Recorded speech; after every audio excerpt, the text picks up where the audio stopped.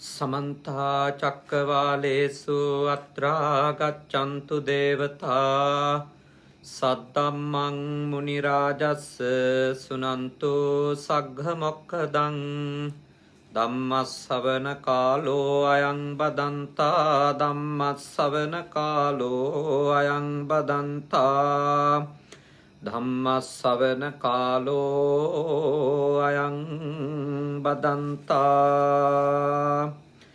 නමෝ තස්ස භගවතෝ අරහතෝ සම්මා සම්බුද්දස්ස නමෝ තස්ස භගවතෝ අරහතෝ සම්මා සම්බුද්දස්ස නමෝ තස්ස භගවතෝ අරහතෝ සම්මා සම්බුද්දස්ස. කාරුණික ශ්‍රද්ධාකාමී පින්වතුනි, මේ සන්ධ්‍යායාමේ අපේ පින්වත් පිරිස බුද්ධ පුතුන් මුහුණු පොත සමග එකතු වෙන්නේ තථාගත ලෞතුරා බුදුරජාණන් වහන්සේ දේශනා කරපු උතුම් ශ්‍රී සද්ධර්මය ශ්‍රවණය කරන්නට. අද පින්කමේ දායකත්වය ගන්නේ වැලිමඩ ලුණුවත්තේ පදිංචි දැනට කුවේට් රටෙහි සේවය කරන ඒ.එම්. නිලෝකා දමයන්ති මහත්මිය විසින්. විශේෂයෙන්ම ආදරණීය මෑණියන් වහන්සේ වන W. විමලාවතී ෆොන්සේකා මාතාවගේ ජන්මදිනයේ 11 වෙනි මාසයේ 26 වෙනිදාට යෙදුණා. ඒ මවුට ආශිර්වාද කරන්නත් ආදරණීය එකම පුතුණුවන් සිනෙත් ප්‍රමෝදගේ පුතුණුවන්ගේ ජන්මදිනය අදට යෙදෙනවා 12 වෙනි මාසේ 14 වෙනිදා. පුතාට නිදුක් නිරෝගී සුව ප්‍රාර්ථනා කරන්නත්, ඒ වගේම අවුරුදු 10කට කලින් මිය ගිය ආදරණීය පියාණන් ඒ.එම්. මුතුබණ්ඩා පියාණන්ට පින් දෙන්නත්, එතුමන් වැලිමඩ ලුණුවත්තේ පදිංචිව ඉඳලා මිය ගියේ. කඳාන නාගොඩ පදිංචිව ඉඳලා මාස 3කට කලින් කොරෝනා රෝගයෙන් මිය ගිය ස්වාමි පුරුෂයාගේ මෑණියන් W. ඩොරින් රීටාල්විස් මාතාවට පින් දෙන්නත්, සසර ගමනේ මුණ ගැහුණු මියගිය සියලු දෙනාට පින් අනුමෝදන් කරන්නටත් අද මේ සද්ධර්ම දේශනාවට දායකත්වයේ ගන්නවා. මැද පෙරදිග රටක බොහෝම දුෂ්කර ජීවිතයක් සහ රැකියාවක් කරමින් තමන් ධාර්මිකව හරිහම්බ කරන ධනයෙන් අද දවසේ විශේෂයෙන්ම එතුමිය ආරණිකේතන භික්ෂු පුහුණු මධ්‍යස්ථානයේ ස්වාමින් වහන්සේලාට 20 වෙනිදා දහවල් දානය පූජා කිරීමත්, අද දවසේ සියලුම ස්වාමින් වහන්සේලාට සිවුරු පිරිකර සකසලා පූජා කරවීමත් සිද්ධ කළා. ඒත් එක්කම තමයි මේ උතුම් ධර්ම දානමය පුණ්‍ය කර්මය බොහෝම ශ්‍රද්ධාවෙන් සිද්ධ කරන්නේ. තමන් දහඩිය මහන්සියෙන් බොහොම වෙහෙස මහන්සි වෙලා හම්බ කරන ධනය සම්මා සම්බුද්ධ ශාසනය වෙනුවෙන් තමන්ගේ ශක්ති ප්‍රමාණයෙන් පූජා කරනවා කියන උදාාර සිත ඇති කරගෙන තමයි අද මේ උතුම් පුණ්‍ය කර්මය නිලුකා දමයන්ති මහත්මිය විසින් සිද්ධ කරන්නට යෙදුනේ.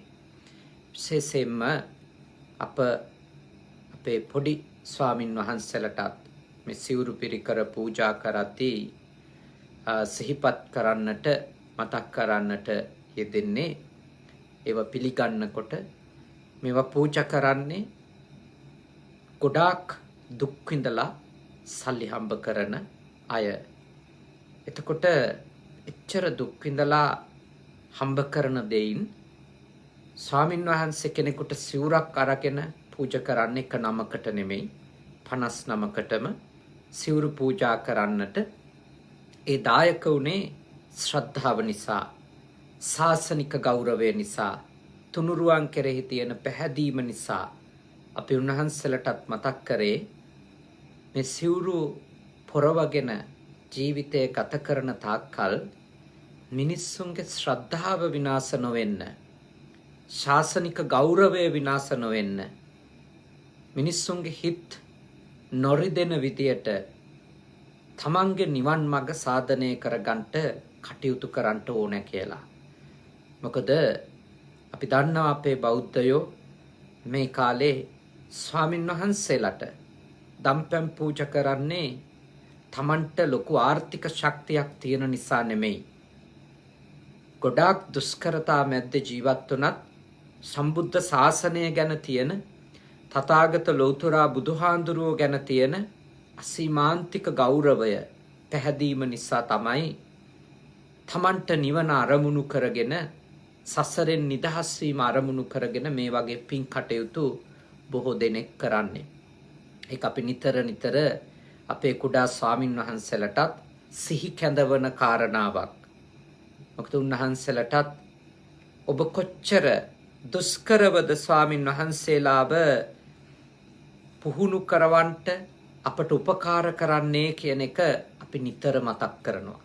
ඒක උන්වහන්සේලා දැනුවත් වීම අවශ්‍ය නිසා. උන්වහන්සේලාත් ඒ අවබෝධ කර ගැනීම අත්‍යවශ්‍යතාවයක් නිසා. ඉතින් ඒ මත පෙරදිග රටක සේවය කරමින් හිටියත් තාම ශ්‍රද්ධාවෙන් මේ පින්කම කරන එතුමියගේ සියලු ප්‍රාර්ථනාවන් ඉෂ්ට වේවා කියන ප්‍රාර්ථනාව එක්ක තමයි අද සද්ධර්ම දේශනාව ආරම්භ කරන්නේ. පින්වතුනි, අද මා ඔබත් එක්ක කල්පනා කරන්නට ඊටම වටින ධර්ම කරුණු කීපයක් තථාගතයන් වහන්සේ දේශනා කරපු සැපය ගෙනල්ලා දෙන්නට හේතු වෙන කරුණු කීපයක් මා ඔබත් එක්ක සාකච්ඡා කරන්නට කල්පනා කළා. බුදුහාමුදුරුවෝ දේශනා කරනවා සාහු දස්සන මරියානම් සන්නිවාසෝ සදා සුඛෝ අදස්සනේන බාලානං නිච්ඡමේව සුඛීසියා. සැපසේ ජීවත් වෙන්නට ඕන නම් කාරණා දෙකක් අපි සම්පූර්ණ කරගන්න ඕන. පළවෙනි කාරණාව තමයි අරියානන් දස්සනම්. සැපෙන් ඉන්න ඕන නම් ආර්යයන් වහන්සේලා දකින්ට, ආර්යයන් වහන්සේලා සේවනය කරන්ට අපට අවස්ථාවක් ලැබෙන්න ඕන. කවුද ආර්යයන් වහන්සේ කෙනෙක් කියන්නේ? ආර්යයන් වහන්සේ නමක් කියලා කියන්නේ බුදුරජාණන් වහන්සේ නමකට, පස්සේ බුදුරජාණන් වහන්සේ නමකට, ඒ වගේම උතුම් වූ මහරහතන් වහන්සේ නමකට අපි කියනවා ආර්යයන් වහන්සේලා කියලා. ඒ වගේම ඒ ආර්ය මාර්ගයට ප්‍රවේශ වෙච්ච උත්තමයෝ ඉන්නවා. ඒ උත්තමයින් ඇසුරට ලැබීමත් භාග්යක්. අනාගාමි ඵලයට පත් වුණු, සක්‍රදාගාමි ඵලයට පත් වුණු, සෝතාපන්න වුණු, සෝතාපන්න ඵලයට පත් වෙන්න ධර්මානුධර්ම ප්‍රතිපත්ති පූර්ණේ කරන මේ ආදී වශයෙන් ඒ උතුමන් වහන්සේලා ඇසුරට කෙනෙකුට අවස්ථාව ලැබෙනවා නම් යටත් පිරිසේ ජීවිතයේ යථාර්ථය අවබෝධ කරගත්ත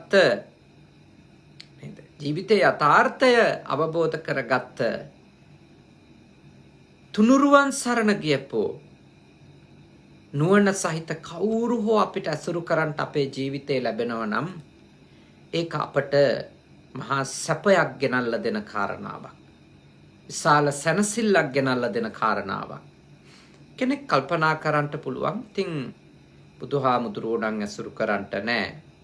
පස්සේ බුදුරජාණන් වහන්සේලා ඉන්නවද නැද්ද කියලා අපි දන්නෙත් නැහැ. රහතන් වහන්සේලා ඉන්නවද නැද්ද කියලා කවුද දන්නේ? මාර්ගඵලලාභී ඔය කියන විදියට ඉන්නවද? ඔය ආදී වශයෙන් කෙනෙක් කල්පනා කරන්න පුළුවන්. ඔබට හෝ මට ඒ මහරහතන් වහන්සේලා, ඒ පසේ බුදුරජාණන් වහන්සේලා, ඒ ලෞතුරා බුදුරජාණන් වහන්සේලා ඇසුරු කරන්ට තවම අවස්ථාව තියෙනවා. කොහොමද? සද්ධර්මයේ සේවනය කිරීමෙන්. සද්ධර්මයේ සේවනය කරනකොට, සද්ධර්මයේ පුහුණු වෙනකොට අපට බුදුන් දකින්ට අවස්ථාව හම්බ වෙනවා. පසේ බුදුරජාණන් වහන්සේ දකින්ට අවස්ථාව හම්බ වෙනවා. මාර්ගඵලලාභී උත්තමයෝ දකින්න අපිට අවස්ථාව හම්බ වෙනවා. මොකද භාග්‍යවතුන් වහන්සේ නමක් දකින්නවා කියන්නේ මේ මස් ඇසින් දකින්න එකම නෙමෙයි. මස් ඇසින් මේ මස් වලින් සැකසීලා තියෙන, ලේ වලින් සැකසීලා තියෙන පඨවි ආපෝ තේජෝ වායෝ වර්ණ ගන්ධ රස ඕජා කියන මේ අෂ්ටකයෙන් හැදිලා තියෙන මේ ඇහෙන් බුදුරජාණන් වහන්සේ මුණ ගැහුණු අයත් නුවණසින් බුදුරජාණන් වහන්සේ දැක්කේ නැති අවස්ථා ශාසනයේ ඕනතරම් තියෙනවා. අපි නිතර මතක් කරන්නේ ඉඳ ඉඳ එක බෙහෙර විඳ විඳ දහම් මනහර සිඳ බිඳ දුක් සසර අහෝ දෙව්දත් නොදිටි මොක්පුර. එකම පන්සලේ හිටියත් භාග්‍යවතුන් වහන්සේගේම සද්ධර්මය ඇහුවත් දේවදත්ත හාමුදුරුව බුදුන් දැක්කේ නැහැ. එතකොට අපේ පින්වතුන්ලාට තේරෙන්න ඕනේ කෙනෙක් කොහොමද කියන්නේ දේවදත්ත හාමුදුරන්ට බුදුන් දකින්න බැරි වුණා කියලා. බුදුන් දකින්න බැරි වුණේ ධර්මයේ දැක්කේ නැති නිසා. නැත්තම් නිතිපතා එකම පන්සලේ ඉඳිති බුදුරජාණන් වහන්සේ මස්සසින් නම් ඕනතරම් දකින්න ඇති. පන්සලේ අල්ලපු ඇටේ මස් කඩයක් කරගෙන ගියා කියනවනේ චුන්දසූකරික. චුන්දසූකරික කියන ඌරු ඝාතකයාගේ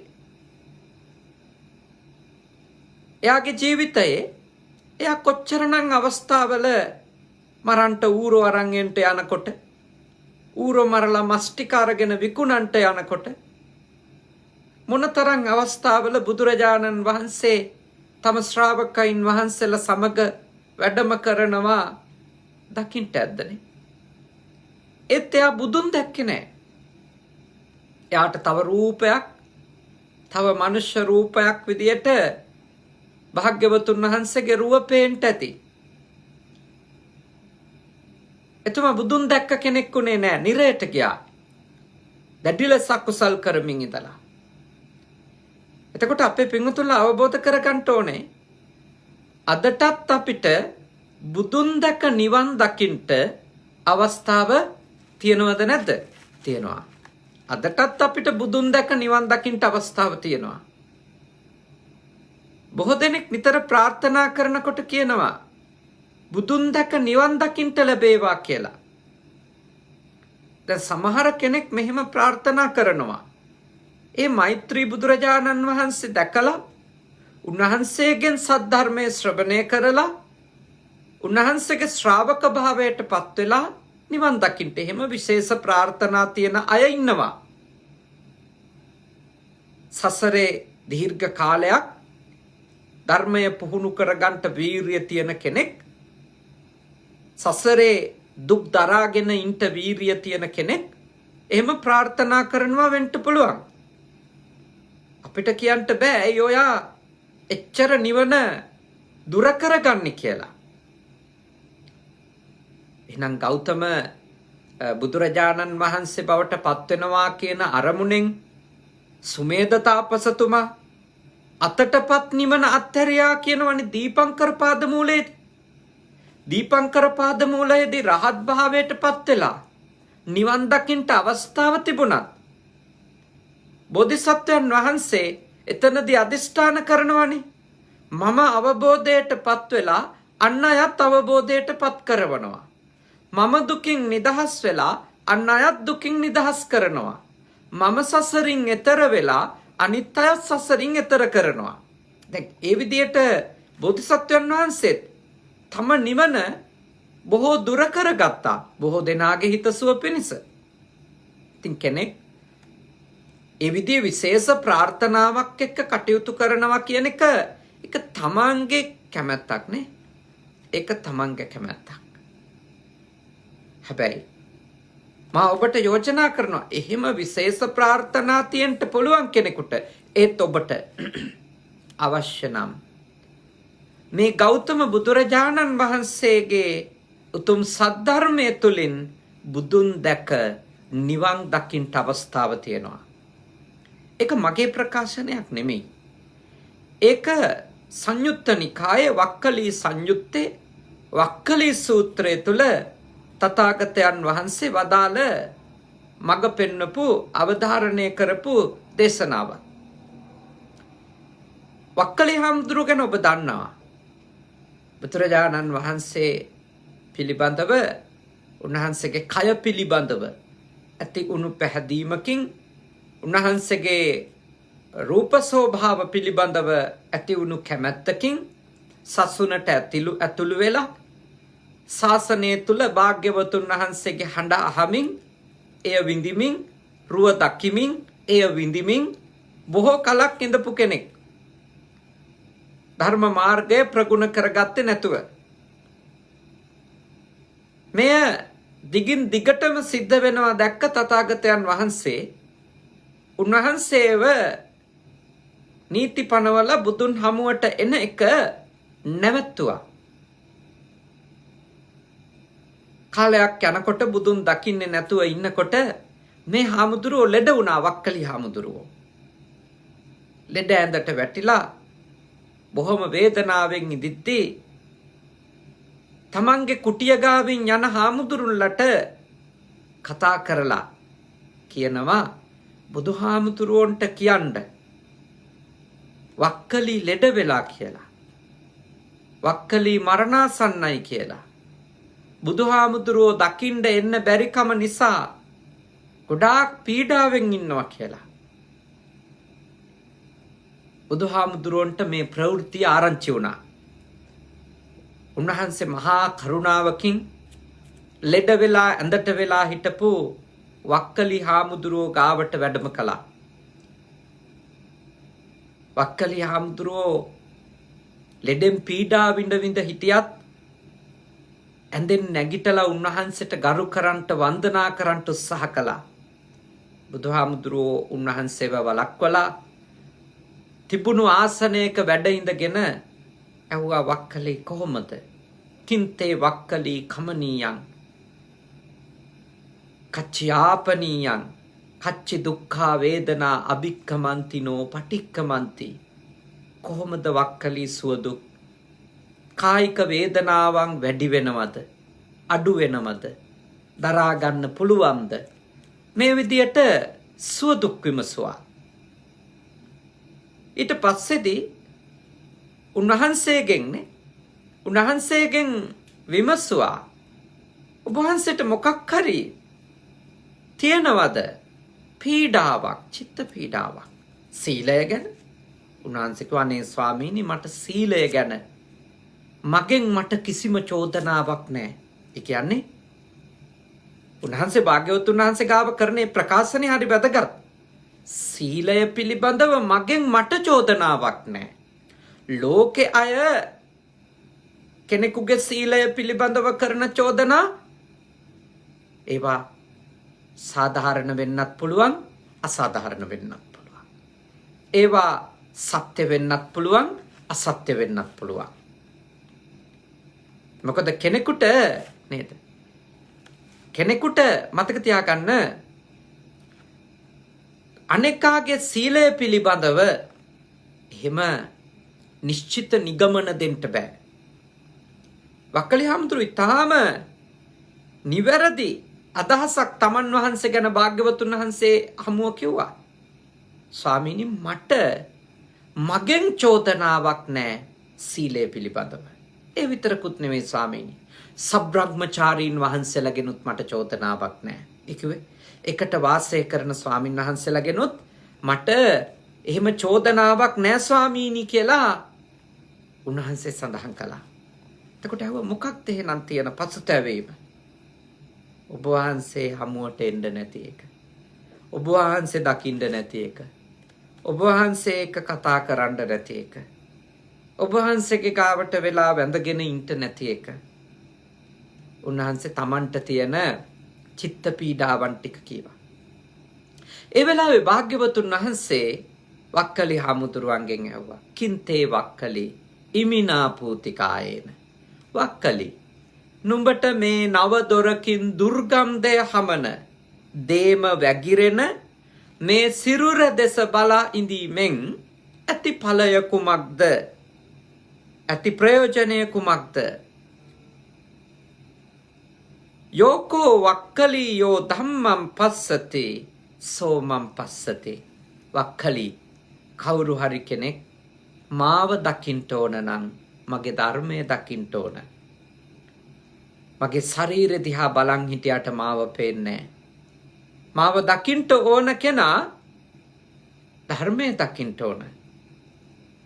මාව දකින කෙනා ධර්මය දකිනවා. ධර්මය දකින කෙනා මා දකිනවා. යෝ ධම්මං පස්සති සෝ මං පස්සති යෝ මං පස්සති සෝ ධම්මං පස්සති. යමෙක් ධර්මය දකීද ඔහු මා දකී. යමෙක් මා දකීද ඔහු ධර්මය දකී. එතකොට බුදුන් දැකීම නම් දහම දැකීමමයි. දහම දැකීම නම් බුදුන් දැකීමමයි. එතකොට ඔබ අවබෝධ කරගන්නට ඕනේ දේ තමයි තථාගතයන් වහන්සේගේ ධර්මය දකින්නවා කියන්නේ අදටත් අපිට බුදුන් දකින්ට අවස්ථාව තියෙනවා. දහම පුහුණු වෙන්න ඔබ තථාගතයන් වහන්සේට ලං වෙනවා. තථාගතයන් වහන්සේ ඔබට මුණ ගැහෙනවා. තථාගතයන් වහන්සේ ඔබට ජීවමාන වෙන්න පටන් ගන්නවා. ධර්මයේ දකිනකොට, ධර්මයේ පුහුණු වෙනකොට, ධර්මයේ තුල පිහිටලා හිත හදා ගන්නකොට, ඒ මහරහතන් වහන්සේලා වින්ද සුවය කොච්චර ඉහළ එකක් වෙන්න ඇතිද කියන සිතුවිල්ල අපිට එනවා. මේ සද්ධර්මය මේ මට්ටමින් හරි පුහුණු වෙනකොට දැනෙන චිත්ත චෛතසික සුවය සැනසීම අවබෝධ වෙනකොටනේ සිතෙහි සිතුවිලි වල ඇති වෙන සැනසීම සුවපත් භාවය අවබෝධ කර ගන්නකොට මහරහතන් වහන්සේලා ඒ භාග්‍යවතුන් වහන්සේලා ඒ පසේ බුදුරජාණන් වහන්සේලා මොන්න තරන්නම් සුවයක් තමන්ගේ ජීවිතය තුළ ඒ උතුම් ධර්මය අවබෝධ වීම නිසා අත්විඳින්නට ඇද්ද? එනිසා මා ඔබට මෙත් සිතින් යෝජනා කරනවා, ඔබ කොයි වෙලාවකවත් හිතන්න එපා අනේ අපිට බුදුරජාණන් වහන්සේ දකින්න නෑනි කියලා. අපිට බුදුරජාණන් වහන්සේ දකින්න මේ සද්ධර්මය දකිනකොට, මේ සද්ධර්මය හොඳට ශ්‍රවණය කරමින්, මේ සද්ධර්මය නුවණින් මෙනෙහි කරමින්, ඒ සද්ධර්මයේ තුල උගන්වපු මාර්ගය ප්‍රගුණ කර ගන්නකොට අපි භාග්‍යවතුන් වහන්සේ ගාව ඉන්නවා කියන හැඟීම, භාග්‍යවතුන් වහන්සේගේ රැකවරණය, මඟ පෙන්වීම, ආශිර්වාදය අපිට තියෙනවා කියන හැඟීම අපිට දැනෙනවා. ඒක මහ සැපතක්. ඒක මහ සැපතක්. ඒ නිසා ඔබ හොඳට අවබෝධ කරගන්න ඔබේ ජීවිතේ මහා සැපතක් එවැනි ශාස්ත්‍රූවරයෙකුගේ ශ්‍රාවකයෙක් වෙච්ච එක. එවැනි ශාස්ත්‍රූවරයෙක්ගේ ශ්‍රාවකයෙක් වෙච්ච එක ඔබට මහා සැපතක්. ඔබගේ මහා භාග්යක්. මගේත් මහා භාග්යක්. මහා වාසනාවක්. අපි කවුරුත් භාග්‍යවන්තයි. හේතුව අපේ තථාගතයන් වහන්සේ අපිට පෙන්වලා තියෙන්නේ දුක කලමනාකරණය කරගන්න පාර විතරක් නෙමෙයි, සම්පූර්ණ දුකින් නිදහස් වෙන මාර්ගය උන්වහන්සේ පෙන්වලා තියෙනවා. මේ ලෝකේ බොහෝ දෙනෙක් දුක අඩු කරගන්න හැටි කියලා දීලා තියෙනවා. පීඩාව ටිකක් පාලනය කරගන්න හැටි කියලා දීලා තියෙනවා. ඒ දුකින් සම්පූර්ණයෙන්ම නිදහස් වෙන හැටි කියලා දුන්නේ භාග්‍යවතුන් වහන්සේ. දෙවියෝ අතර එහෙම කෙනෙක් පහළ වුණේ නැහැ. බ්‍රහ්මයෝ අතර එහෙම කෙනෙක් පහළ වුණේ නැහැ. බ්‍රහ්මයන්ටත් දෙවියන්ටත් මනුෂ්‍යයින්ටත් සියලුම දුකින් නිදහස් වෙන්න පාර කියලා දීපු නිසා උන්වහන්සේට අපේ උතුම් ගරුනාමයක් සඳහන් කරනවා, තිලෝගුරු කියලා. තිලෝගුරු, තුන් ලොවටම ගුරුවරයා භාග්‍යවතුන් වහන්සේ. ඒ භාග්‍යවතුන් වහන්සේගේ හෙවන ලැබපු ඔබ අප හැම දෙනාම මහා සැපයක් මහා සුවයක් අත්විඳිනවා. හොඳට බලන්න. හිත කඩාගෙන වැටෙන වෙලාවල් වල බුදුරජාණන් වහන්සේ දේශනා කරපු දෙයක් මෙනෙහි කරනකොට මොනතරම් හිත සුවපත් වෙනවද කියලා. මොනතරම් හිත සැනසීමටපත් වෙනවද කියලා. දරුවෝ තමන් අතාරිද්දි, ආදරය කරපු පෙම්වතා පෙම්වතිය තමන් අතාරිද්දි, බිරිඳ තමන් අතහරිද්දි, සැමියා තමන් අතහරිද්දි, ජීවිතේ හැමදේම අතහැරලා උදව් කරපු යාළුවෝ අතහරිද්දි, තමන් සන්තකයේ තිබිච්ච ධන දාන්නේ තමන්ට අහිමි වෙලා යති. කවුරු හරි කෙනෙක් අවබෝධ කරගත්තු සත්‍ය එයාට සැනසෙල්ල ගෙනත් දෙනවා. මොකද එයා එක දවසක් හරි අහලා තිබුණා නම් අත්තාහි අත්තනෝ නති කෝහි නාතෝ පරෝසියා, නැත්නම් අත්තාහි අත්තනෝ නාතෝ කෝහි නාතෝ පරෝසියා. තමන්ට තමන්වත් නැතිකොට අන් අයගෙන් කවර පිහිටත්ත කියන වචනේ කවුරු හරි කෙනෙක් තථාගත ධර්මයෙන් අහලා ඒක සිත්ති දරාගෙන තිබුණා නම් සියල්ල අහිමි වෙලා යද්දිත් එයා හිත ශක්තිමත් කරගන්නවා. ඇයි එයා හිත ශක්තිමත් කරගන්නේ? එයා කලින්ම දැනගෙන හිටපු නිසා. කලින්ම භාග්‍යවතුන් වහන්සේ නිසා වටහාගෙන හිටපු නිසා. හැමදේම අහිමි වෙන බව, කිසිම දෙයක් තමන්ගේ කරලා තියාගන්න බැරි බව, කිසිම දෙයක් තමන්ගේ ආත්මය නොවන බව අවබෝධ කරගත්තු කෙනා එයා හිත ශක්තිමත්ව හැම දෙයකටම මුණ දෙනවා. හැම දෙයකටම මුණ දෙනවා. එයා කම්පිතයි. එයා නොසැලී ඉන්නවා. ආදරණීයයා නත්තරිද්දි, සතුරෝ කරදර කරද්දී, හිංසා පීඩා කරද්දී එයා නොසැලී ඉන්නවා.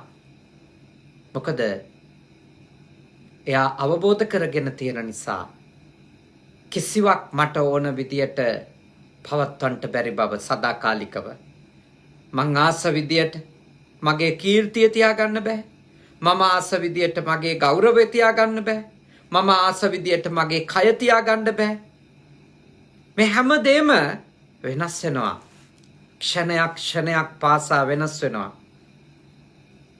මේ තථාගත ධර්මය අහපු අය, අවබෝධ කරගත්තු අය, තේරුම් ගත්තු අය තමන්ගේ ජීවිතේ ප්‍රශ්න එනකොට තමයි තව තවත් ප්‍රත්‍යක්ෂ කරගන්නේ බුදුහාමුදුරුවෝ දේශනා කරපු දේම කොච්චරනම් ඇත්තද කියලා. මේ මම මුහුණ දෙන්නේ ඒකට නේද කියලා. මේ මම ප්‍රත්‍යක්ෂ කරන්නේ ඒ බුදුරජාණන් වහන්සේ වදාළ දේ නේද කියලා අවබෝධ වෙන්න පටන් ගන්නවා. එතකොට දුක තමන්ට, ඒ අත්විඳින දුක තමන්ට සත්‍ය අවබෝධ කරගන්න අරමුණක් වෙනවා. දුක්ඛ සත්‍ය අවබෝධ කරනවා. ඒ අත්දැකීම තුළින්, ප්‍රත්‍යක්ෂයෙන් ඒ අවබෝධ කරනවා දුක්ඛ සත්‍ය. තවත් දහම ශ්‍රවණය කරනකොට, දහම වෙත නැඹුරු වෙනකොට එයාට අවබෝධ වෙන්න පටන් ගන්නවා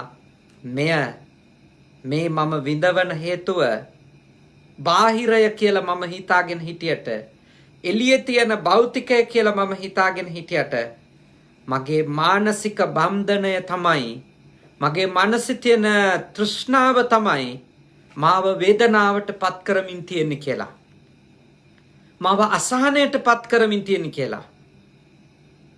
එනිසා ඔබ භාග්‍යවතුන් වහන්සේගේ ශාසනය ඇසුරු කරනකොට, භාග්‍යවතුන් වහන්සේගේ ධර්මය සේවනය කරනකොට, භාග්‍යවතුන් වහන්සේ සේවනය කරා වගේ භාග්‍යවතුන් වහන්සේගේ දේශනා තුල ඔබ පුහුණු වෙනකොට, භාග්‍යවතුන් වහන්සේගේ ඇසුර ඔබට ලැබුණා වගේ ඔබට මහා සැපයක්, මහා සැනසෙල්ලක් තමන්ගේ හිත හදාගෙන අත්විඳින්න පුළුවන්කම තියෙනවා. ඒ නිසා ආර්යයන් වහන්සේලා දකින්න කෙනා සැපෙන් ඉන්නවා කියලා කියන්නේ ඒකයි. තව ගොඩාක් කරුණු තියෙනවා ඒට පැහැදිලි කරනවා නම්.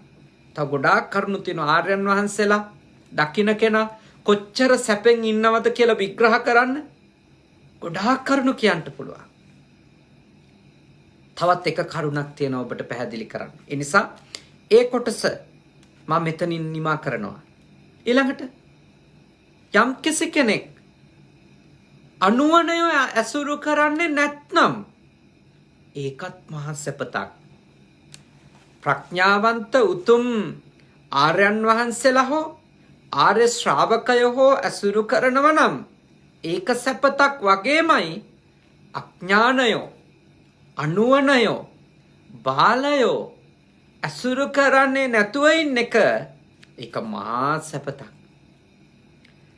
මොකද නුවණ මද නුවණ නැති මිනිස්සු සත්‍ය සත්‍ය ලෙස නොදකින අසත්‍ය අසත්‍ය ලෙස නොදකින අකුසලය අකුසලය ලෙස නොදකින කුසලය කුසලය ලෙස දකින්නේ නැති පින පින ලෙස දකින්නේ නැති පව පව ලෙස දකින්නේ නැති හොඳ හොඳ ලෙස දකින්නේ නැති නරක නරක ලෙස දකින්නේ නැති දුක අඳුනන්නේ නැති දුකට හේතුව අඳුනන්නේ නැති දුකින් නිදහස් වීම අඳුනගත්තේ දැනගත්තේ නැති දුකින් නිදහස් වෙන්න තියෙන උතුම් මඟ චතුරාර්ය සත්‍යයි කියලා අඳුනගත්තේ අවබෝධ කරගත්තේ නැති අය මතක තියාගන්න එවැනි නුවණක් නැති පිරිස ඇසුරු කිරීමෙන් අපි මෙලොවත් දුකටපත් වෙලා පරලොවත් දුකටපත් වෙන්න අනිවාර්යෙන්ම ඒක හේතු වෙනවා. සැපය නැති වෙලා යනවා අපිට. පවක් පිනක් අඳුනන්නේ නැති, හොඳක් නරකක් පිළිගන්නේ නැති, යහපත අයහපත පිළිගන්නේ නැති කෙනෙක් ඇසුරු කර කර හිටියොත් මේ ලෝකේ කොච්චර ප්‍රශ්නවලට එවැනි අය ඇසුරු කිරීම නිසා අපි මුහුණ දෙයිද?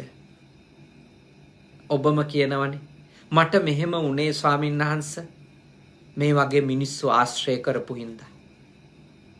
මේ වගේ මිනිස්සු එක්ක ගනුදෙනු කරපු හින්දා. මේ වගේ අසත්පුරුෂයෝ ගෙදරට වද්දගත්තු හින්දා. මේ වගේ අය එක්ක ඇයි හොඳයිකම් පවත්වපු හින්දා. මේ වගේ අය විශ්වාස කරලා ජීවිතේ බෙදා හදා ගන්න ගිය හින්දා. කොච්චර අවස්ථාවල ඔබ කියනවද? ඔබ දුකටපත් උනේ නේද? ඔබ දුකටපත් උනේ ඇයි කියලානේ? ඔබ දුකටපත් වෙන්න හේතුව උනේ මොනවද කියලා? කොච්චරනම් ඔබ කියනවද?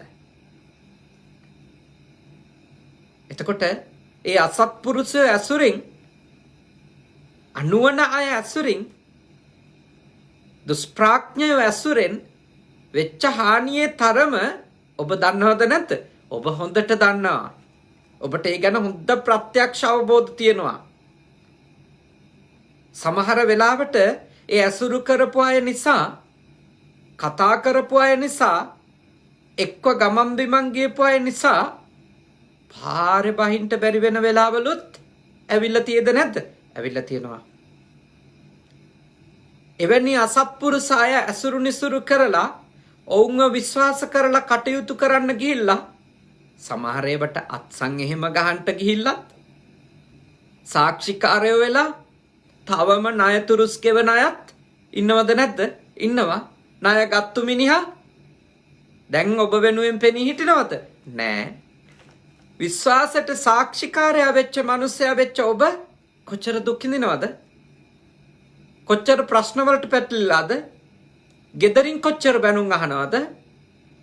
මොනතරම් ප්‍රශ්න ඔබට ඇවිල්ලාද? පොලිසි ගානේ යන්න වෙලා, උසාවි ගානේ යන්න වෙලා ඔබට දැන් හොඳට අවබෝධ වෙලා ඇති. පෞකාරය ඇසුරු කරොත් මෙලොව කොච්චර ප්‍රශ්නද කියලානේ. හොඳක් නරකක් පිළිගන්නේ නැති, යහපත අයහපත පිළිගන්නේ නැති මිනිස්සු ඇසුරු කරු. කුසලය අකුසලය අඳුනන්නේ නැති, පිළිගන්නේ නැති, විශ්වාස කරන්නේ නැති මිනිස්සු ඇසුරු කරොත් කොච්චරනම් ප්‍රශ්නනවද ජීවිතේ? ද සැපෙන් ඉන්න ඕන නම් අසේවනාච බාලානංනේ. අසේවනාච බාලාන. අනුවණයෝ, අඥානයෝ, දුෂ්ප්‍රඥ අය, ධර්මයක් නැති අය ආශ්‍රය කිරීමෙන් වළකින්න ඕන. තනියෙන් හිටියත් කමක් නැහැ. තනියෙන් හිටියත් කමක් නැහැ නේ. එනිසා ඔබ හොඳට අවබෝධ කරගන්න. තනියෙන් ඉන්න එක ප්‍රශ්නයක් නෙමෙයි ගොඩාක් අය අපිට නැති වුණාට. හැබැයි අසත්පුරුෂෝ වට කරගෙන දුක් විඳිනවට වඩා තනියෙන් ඉන්න එක සුවයක්. තනියෙන් ඉන්න එක සැපතක්. අසත්පුරුෂෝ රැලක් එක්ක පීඩා විඳිනවට වඩා. නිසා බුද්ධිමත් වෙන්න. හොඳට ඔබේ ජීවිතය දිහා බලන්න. ඔය අසත්පුරුෂ අඥාන බාල අය අනුවන අය මෙලොව ඇසුරු කිරීම නිසා සිද්ධ වෙන හානි වලින් බොහෝම අල්පයක් නේ. අල්පයක් ඔය. හැබැයි ඔබ තේරුම් ගන්නට මොන තරම්නම් හානියක් මෙවැනි අය ආශ්‍රය නිශ්‍රය කිරීම නිසා අපට පරලෝක වශයෙන් වෙයිද? හොඳ උදාහරණයනේ අපිට නිතර මතක් කරන්ට තියෙන අජාසත්ත රජුරවන්ට වෙච්ච දේනේ. තාත්තා මේ ශාසනයට පළවෙනි ආරාමය මොකක්ද පූජාව? වේළුවනාරාමය. වේලු කිව්වේ උණගස්නේ. උණගස් පිරුණු උණ වනයකනේ. උණ කැලෑවක තමයි මේ පන්සල හදලා තියෙන්නේ. වේළුවන කිව්වේ ඒකයි. උණ වනයක් උණගස්සයිද. කලන්දක නිවාපය කියලා කියනනේ. ලෙහෙනුන්ට වාසස්ථානයක්. ගොඩාක් ලේන්නු ඉඳලා තියෙනවා වේළුවනාරාමේ. ඒකයි කලන්දක නිවාපය කිව්වේ. ලේනුන්ගේ අභය භූමියක් වගේ. නිතර ලෙහෙනුන්ගේ අවසිච්ච තැන. උණ කැලාවක ඒ මහා පූජාව ආරාමයේ සකසලා ප්‍රථම ආරාම පූජාව මේ ශාසනයට සිත කළා. ඒ වේළුවනාරාමය බිම්බිසාර රජුරුවනේ. බිම්බිසාර රජුරුව අජාසත් රජුරුවන්ගේ තාත්තා. සද්ධර්මය ඇහුවා. තථාගත දහම එතුමන් භාග්‍යවතුන් වහන්සේගෙන් ඇහුවා. අවබෝධ වුණානේ. මනවින් අවබෝධ වුණා. එතුමන් ඒ උතුම් සත්‍ය ප්‍රත්‍යක්ෂ කරා. උතුම් සෝතාපන්න ඵලයටපත් වුණා. පංචස්කන්ධය අනිත්‍ය බව අවබෝධ කරා. දුකක් බව අවබෝධ කරා. පංච උපාදානස්කන්ධේ පවතින අනාත්ම බව අවබෝධ කරා. සෝතාපන්න ඵලයටපත් වුණා. එතකොට අජාසත් රජුරවන්ට හම්බුණු තාත්තා අජාසත් රජුරව උපදිනකොටම සෝතාපන්න කෙනෙක්. ආර්ය මාර්ගය තුල තහවුරු වෙච්ච කෙනෙක්. ආර්ය මාර්ගය තුල ස්ථාවර වෙච්ච කෙනෙක්. සෝතාපන්නයි. නියත සම්බෝධි පරායනයිනේ. ස්ථිරවම රහත් වෙනවා. නිරේගාමි වෙන්නේ නැහැ. දුගතියකට වැටෙන්නේ නැහැ කවදාවත්. එහෙම තාත්තා කෙනෙක්ගේ එතුමට පණ වගේ ආදරය කරපු බිරිඳක් හිටියා. ඒකනේ අජාසත් රජුරෝ බිම්බිසාර රජුරවන්ව හිර කළාට පස්සේ තමන්ගේ ස්වාමි පුරුෂයාට කොච්චර ආදරය කළාද කියනවනම් කෑම ගෙනියන්න තහනම් කරාම පුතණුවන් විසින් කෑම අඹරලා ඇඟේ ගාගෙන ගිහිල්ලා ඊට උඩින් ඇඳුම් ඇඳගෙන ගිහින් තමන්ගේ ස්වාමි පුරුෂයාට ඒ ඇඟල එවකාලා ඒ ඇඟේ තවරගත්තු ආහාර ටිකෙන් ජීවත් වෙන්න පුළුවන් තරම් උදව් කරා. එතකොට තමන්ගේ ස්වාමි පුරුෂයාට එච්චර ආදරය කරා නම් ඒ බිරිඳ ඒ ස්වාමි පුරුෂයා නිසා ඉපදුණු දරුවට කොච්චර ආදරය කරන්න ඇද්ද? දරුවට කොච්චර සෙනෙහසක් තියෙන්න ඇද්ද? එතකොට අජාසත් රජුරවන්ට හම්බ වෙච්ච අම්මා බොහොම උතුම් අම්මා කෙනෙක්නේ. බොහොම උතුම් අම්මා කෙනෙක්. අජාසත් රජුරවන්ට හම්බ වෙච්ච තාත්තා උතුම් තාත්තා කෙනෙක්. ඒ වුණත් එතුමට ඒ තාත්තා දකින්න බැරි වුණා. ඒ උතුම් අම්මව දකින්න බැරි වුණා. එතුමට ප්‍රිය වුණේ කවුද? අසත්පුරුෂ ගති තියෙන දේවදත්ත හාමුදුරුවෝ. අනුවණය ඇසුරු කරානේ. අනුවණය ඇසුරු කරන්ට ගත්තා. අනුවණය ගාව විශේෂ කුසලතා ටිකක් තිබුණා. ඒවට පැහැදුනා. ධ්‍යාන සමාපatti ලබාගෙන තිබුණු ඒවට පැහැදුනා. දුකින් නිදහස් වුණු සියලු කෙලෙසුන් නිමා කරපු සාරිපුත්ත මහරහතන් වහන්සේට පැහැදුනේ නැහැ. මුගලන් මහරහතන් වහන්සේට පැහැදුනේත් නැහැ. භාග්‍යවතුන් වහන්සේට පැහැදුනේත් නැහැ. පැහැදුනේ සත්සුන ભેද බින්න කරපු භාග්‍යවතුන් වහන්සේට හිංසා කරපු දේවදත්ත හාමුදුරුවන්ට. උන්වහන්සේට තමයි පැහැදුනේ. අසුරට ගියා උන්වහන්සේ. උන්වහන්සේගේ උපදෙස් එක්ක වැඩ කරන්න ගත්තා. උන්වහන්සේ වදාළ ධර්මයට අනුව කටයුතු කළා. අන්තිමට තමන්ගේ තාත්තා මරලා දැම්මා.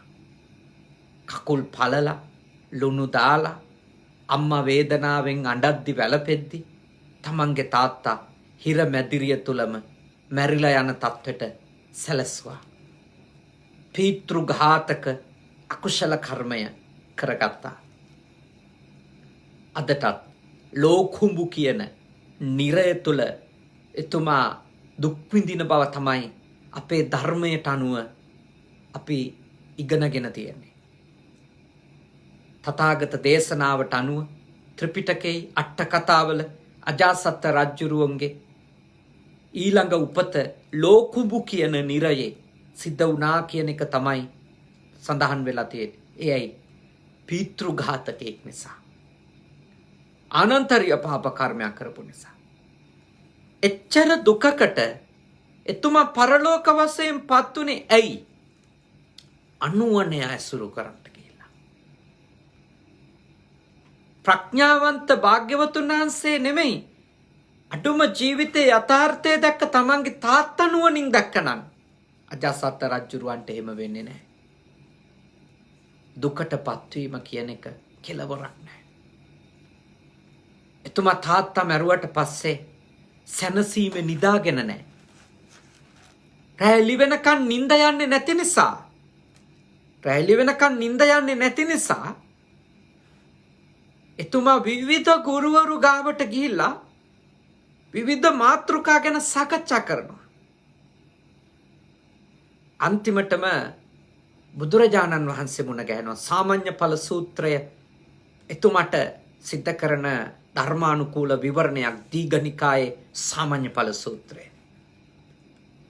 ඒ සූත්‍ර දේශනාව අවසන් වෙලා අජාසත් රජුරෝ නැගිටලා යනවා භාග්‍යවතුන් වහන්සේට වැඳලා පැහැදිලා.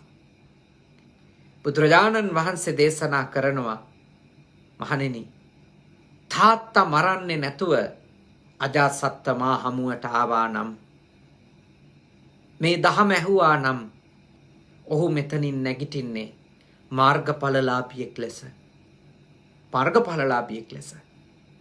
නමුත් ඒ දේවදත්ත කියන අනුවණ අසත්පුරුෂ මිනිසයා ආශ්‍රය කරපු එකේ දරුණු විපාකය මේ ලෝක වශයෙන් පරලෝක වශයෙන් අජාසත් රජුරුවත් වින්දා.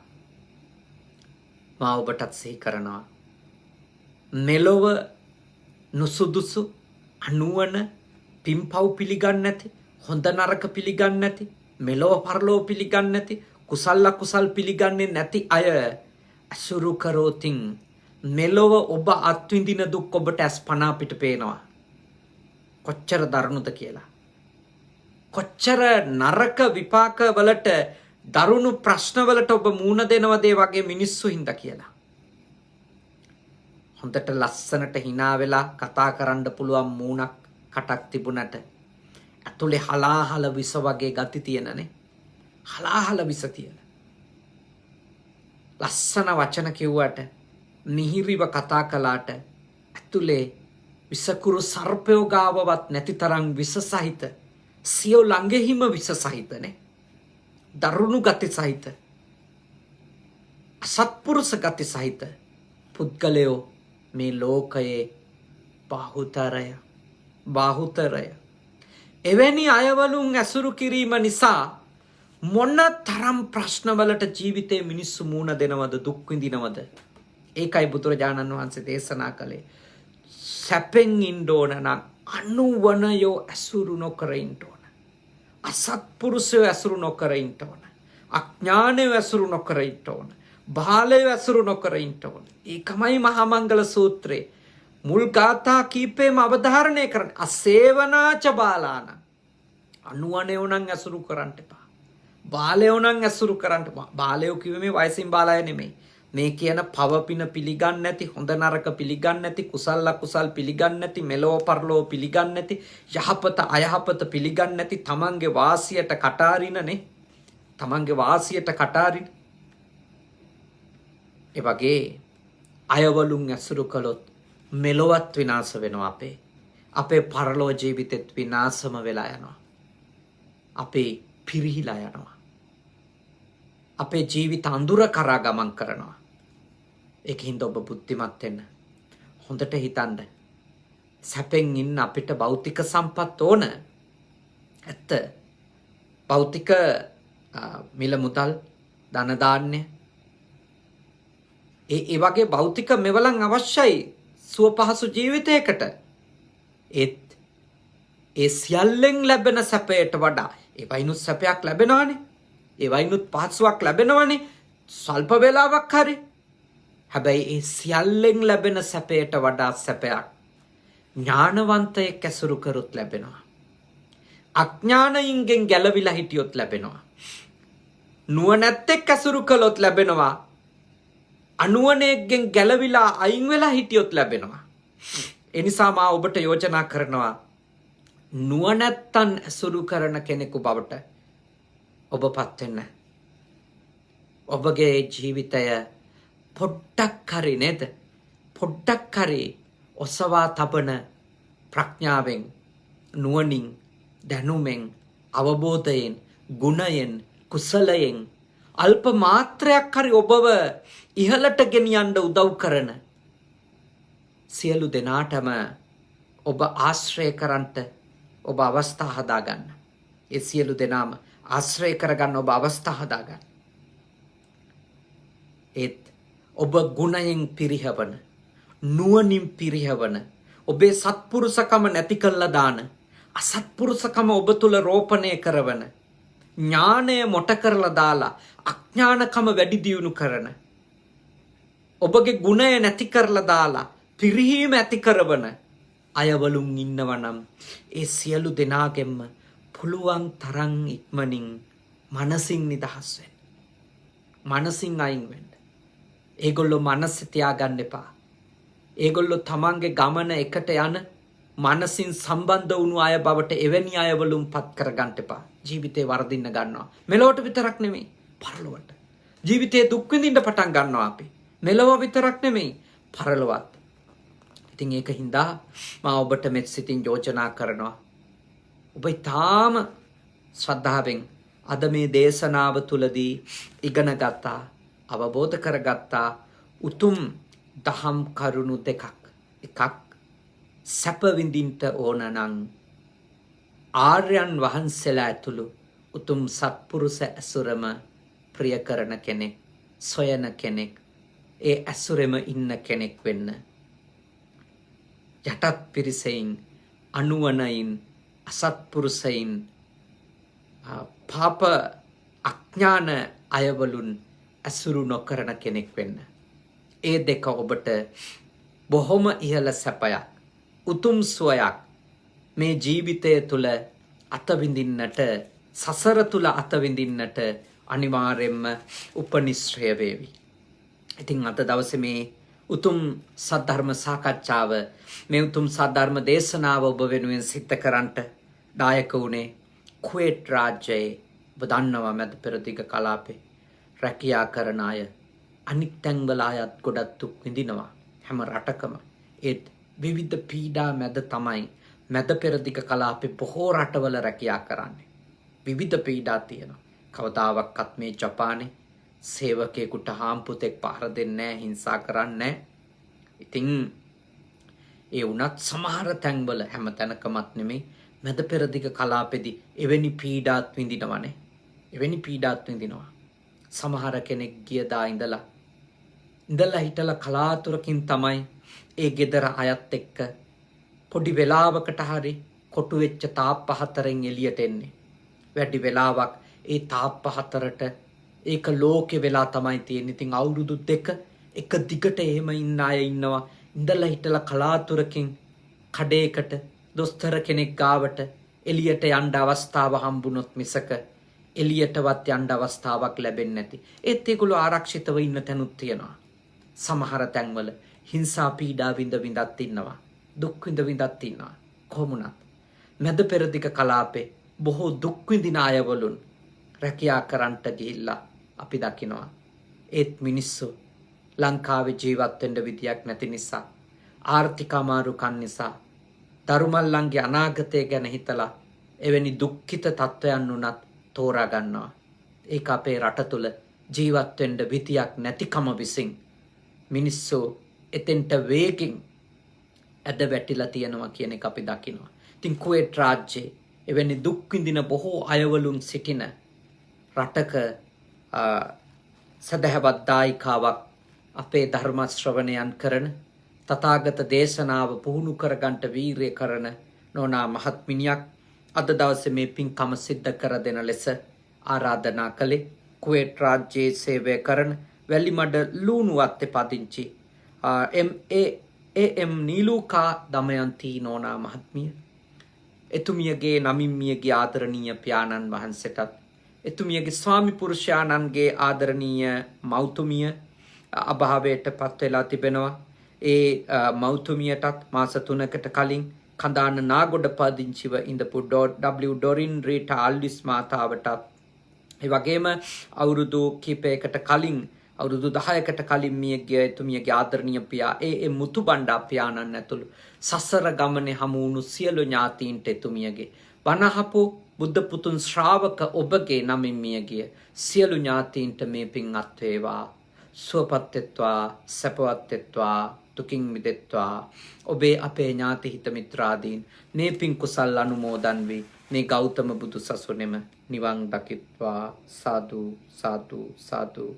ඒ වගේම ධර්ම දානමය පින්කමෙනුත් ඒ වගේම ස්වාමින් වහන්සේලා පොඩිසායන් වහන්සේලා උදෙසා චීවර පූජා කිරීමෙනුත් ලැබුවා වූ සියලුම ආනිසංස ශක්තිය සේසෙම්ම සියලු දෙවියෝ අනුමෝදන් වෙත්වා. දෙවියන්ගේ ආශිර්වාදය ආරක්ෂාව බැල්ම ශක්තිය පසුගිය මාසේ 26 වෙනිදා ජන්මදිනය සමරපු ඒ බණ්ඩාරවෙල ලූණු වැලිමඩ ලූණුවත්ත ප්‍රදේශයේ පදිංචිව සිටින ආදරණීය මෑණියන් W විමලාවති පොන්සේකා මාතාවට ඒ වගේම අද ජන්මදිනය සමරන තමන්ගේ ආදරණීය පුතුණුවන් සිනෙත් ප්‍රමෝදගේ පුතුණුවන්ට සියලු දෙවියන්ගේ ආශිර්වාද ලැබේවා. ඒ වගේම එතුමියටත් එතුමියගේ සියලු ඥාති හිත මිත්‍රාදීන්ටත් වනහපු බුද්ධ පුතුන් ශ්‍රාවක ඔබ හැම දෙනාටමත් සියලු දෙවියන්ගේ ආශිර්වාදයෙන් නිදුක් බව ලැබේවා, නිරෝගී බව ලැබේවා, සුවපත් බව ලැබේවා. ඒ වගේම විශේෂයෙන්ම අපේ කනගවා සුගත සේනාසනය, පුජි සුගත සෙනසුන, කංසායි සුගත භාවනා මධ්‍යස්ථානයේ නිර්මාතෘ සහෝදර පූජනීය සුදම්ම සාමින් වහන්සේට, කනගවා සුගත භාවනා මධ්‍යස්ථානාධිකාරී අපේ සහෝදර සද්ධාවාස ස්වාමීන් වහන්සේ ඇතුළු මහා සංඝ රත්නයටත් බණහපු ඔබටත් සියලු දෙවියන්ගේ ආශිර්වාදයෙන් යහපතක්ම වේවා. සියලු දෙවියෝ මේ උතුම් පින් අනුමෝදන් වී නිවන් දකිත්වා. සාදු සාදු සාදු. අවසාන වශයෙන් ඔබ අප හැම දෙනාට දෙවි දේවතාවුන්ට නියගිය සියලුම ඥාතීන්ට මේ පින් කුසල් පාරමී වේවා. මේ භවයේ පුරාම සත්පුරුෂ ඇසුර ලැබේවා. කල්‍යාණ මිත්‍ර ඇසුර ලැබේවා. සද්ධර්මයේ මැසේවා. ධර්මානුධර්ම ප්‍රතිපත්ති පූර්ණේ කරගෙන ඉක්මන් භවයකදී නිවන් දකින්ට අද කරගත්තු පින්කම පාරමිතාවක් වේවා. සාදු සාදු සාදු. ආකාසට්ටා ච බුම්මට්ටා දේවානාගා මහිත්‍තිකා පුඤ්ඤන්තං අනුමෝදිත්වා චිරන් රක්칸තු ශාසනං. ආකාසට්ටා ච බුම්මට්ටා දේවානාගා මහිත්‍තිකා පුඤ්ඤන්තං අනුමෝදිත්වා චිරන් රක්칸තු දේශනං. ආකාසට්ටා ච බුම්මට්ටා දේවානාගා මහිත්‍තිකා පුඤ්ඤන්තං අනුමෝදිත්වා චිරං රක්칸තු මම් පරන්ති තී. ඔබ හැම දෙනාම නිදුක් වෙත්වා, නිරෝගී වෙත්වා, සුවපත් වෙත්වා. සාදු සාදු සාදු.